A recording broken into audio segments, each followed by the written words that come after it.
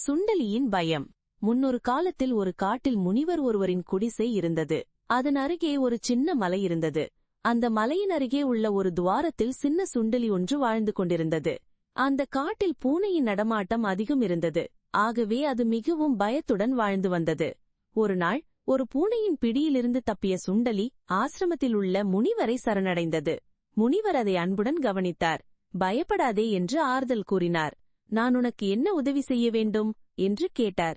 சுவாமி, நான் பூனைகளைக் கண்டு அதிகமாக பயப்படுகிறேன். என்னையும் ஒரு பூனையாக மாற்றிவிட்டால் நான் பயப்பட வேண்டிய அவசியமில்லை அல்லவா என்றது சுண்டலி. முனிவர் சிற்றிலியை பெரும் பூனையாக மாற்றினார். ஒரு மாதம் சென்றது. பூனை அவர் முன் வந்து நின்றது. சுவாமி, பூனையாக இருப்பதிலும் பிரச்சனை. ஓநாய்கள் என்னை விரட்டுகின்றன என்றது பூனை. பூனையின் எண்ணத்தை அழிந்து கொண்ட முனிவர் அதை ஓநாயாக மாற்றினார். ஓநாய் சந்தோஷமாக திரும்பிச் சென்றது. ஒரு மாதம் சென்றவுடன் மீண்டும் ஓநாய் திரும்பி வந்து முனிவரை சரணடைந்தது.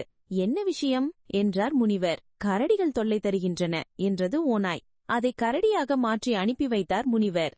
மீண்டும் ஒரே மாதத்தில் திரும்பியது கரடி. இப்போதும் பிரச்சனையா என்று பொன்சிரிப்புடன் கேட்டார் முனிவர். ஆம், சிறுத்தைகள் என்னை கடிக்க வருகின்றன என்றது. ஓஹோ என்ற முனிவர் அதை ஒரு சிறுத்தையாக உருமாற்றினார்.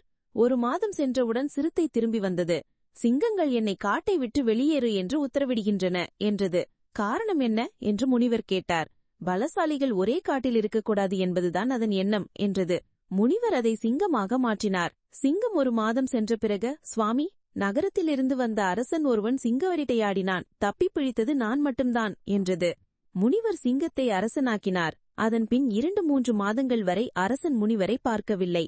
6 மாதத்துக்குப் பின் அரசன் கிழிந்த துணிமணிகளுடன் வந்து முனிவரை பார்த்தான். என்ன ஆயிற்று உனக்கு என்றார் முனிவர். எதிரி நாட்டு அரசன் போர் தொடுத்தான். எனக்கு போர் செய்யவே பயமாக இருந்தது. இருப்பினும் என் சார்பாக எல்லாரும் போர் புரிந்தனர். கடைசியில் எதிரிகள் அரண்மனைக்குள் புகுந்து என்னை கைது செய்தனர். பாதாள சிறையில் அடைத்தனர். நான் தப்பி வந்துவிட்டேன் என்றான். இப்போது நான் என்ன செய்ய வேண்டும்? உனக்காக எதிரியுடன் போராட வேண்டுமா என்றார் முனிவர். அந்த அரசன் அமைதியாக இருந்தான். முனிவர் சொன்னார், சிற்றலியாக இருந்த உன்னை அரசர் வரை உயர்த்தினேன். ஆனாலும் முன்னுள்ளிருந்த எலித்தன்மை மாறவில்லை. பயத்துடனே இருந்தாய். இனி நான் உனக்கு உதவுவதற்காக எது செய்தாலும் அது உனக்கு உதவவே உதவாது. இதுவரை எலியின் மனதையே பெற்றிருக்கும் நீ இனியும் எலியாக இருப்பதே நல்லது என்று கூறி அரசனை எலியாக மாற்றினார் முனிவர்.